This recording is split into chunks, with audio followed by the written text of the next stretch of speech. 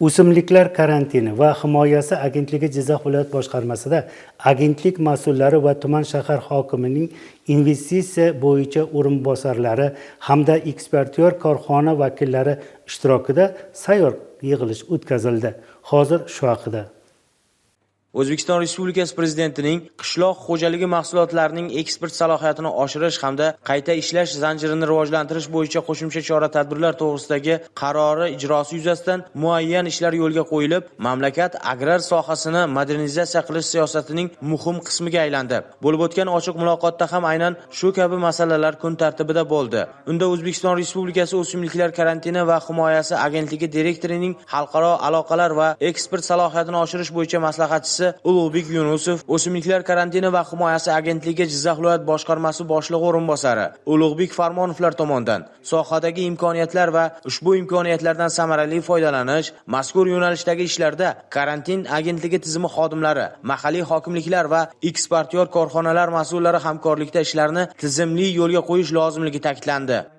Sayyor yig'ilishning asosiy maqsadi hozirgi kunda eksportchilarimiz uchun dolzarb bo'lgan masalalarni muhokama qilish va ushbu masalani yechimini topish bo'yicha ochiq muloqot tariqasida ular bilan mana shu masalalarni muhokama qilish. Jizzax viloyatida yetishtirilgan qishloq xo'jaligi mahsulotlarini qayta ishlash, chuqur ishlash bo'yicha texnologiyalarni jalb qilish bo'yicha masalalar ko'tarildi va ularga shu yo'nalishda bafurja axborot berildi va qolaversa karantin agentligi huzurida tashkil topilgan eksportchilarga ko'mak berish shtabi bo'yicha ma'lumotlar berildi va o'ylaymizki, Jizzax viloyatidagi eksportchi korxonalarga amaliy yordam berish uchun ularda barcha imkoniyatlar mavjud. Tadbirda aytib o'tilganidek, qarorga muvofiq mahsulotlarni chuqur qayta ishlash korxonalarini tashkil etish, logistika va saqlash infratuzilmasini rivojlantirish, eksport qiluvchi subyektlarga moliyaviy va tashkiliy ko'mak berish, shuningdek, xalqaro standartlarga mos sertifikatlash tizimini joriy etish ko'zda tutilgan. Shu orqali mahalliy mahsulotlarning jahon bozoridagi raqobatbardoshligini oshirish maqsad qilib olingan.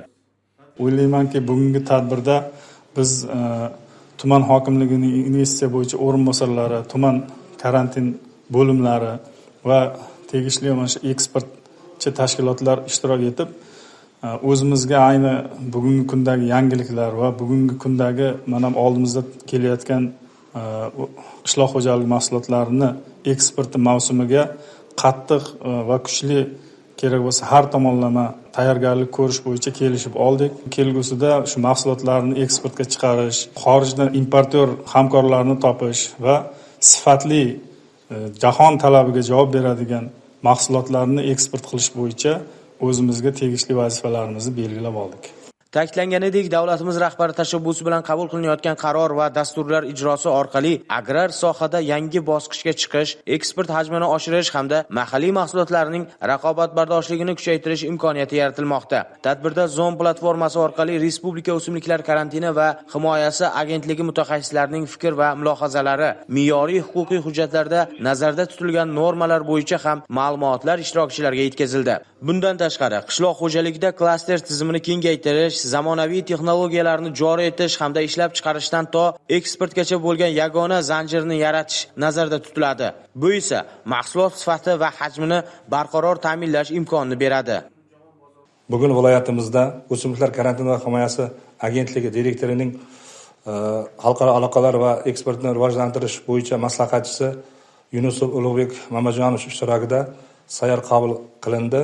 Bu sayyor qabulda viloyatimizdagi meva sabzavot mahsulotlarini eksport qiluvchi eksportyorlar va shu eksport bilan shug'ullanadigan tegishli tashkilotlar qatnashdi. Prezidentimizning 2028-yil 8-apreldagi 136-sonli qarorining 8-bandi bo'yicha ham tadbirkorlarga tushuntirish ishlari olib borildi. Hozirgi kunda mahsulot yetishtirgan hudud bo'yicha tumanlardagi barcha inspektorlarimiz tomonidan qishloq xo'jaligi mahsulotlariga berilayotgan ichki sertifikat berishda A nuqta yetishtirilgan hudud va B nuqta mahsulot qabul qilgan punkt bo'yicha hisob-kitob qilinishi bo'yicha ham tushuntirish ishlari olib borildi.